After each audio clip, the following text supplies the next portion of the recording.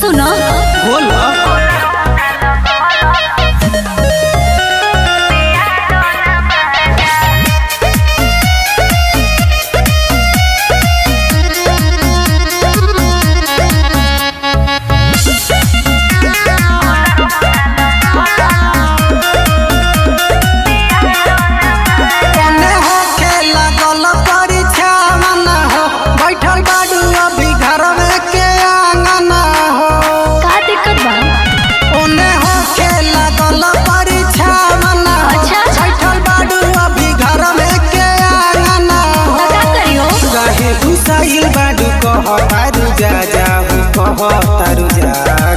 सुनो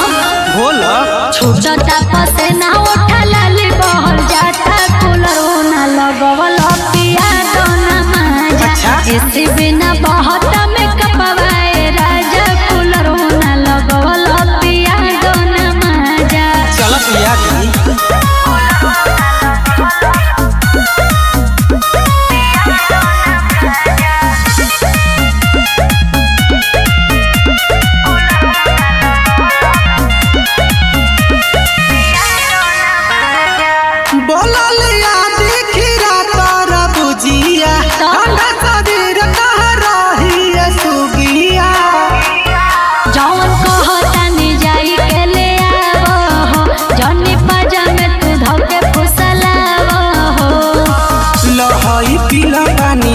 के हटा जा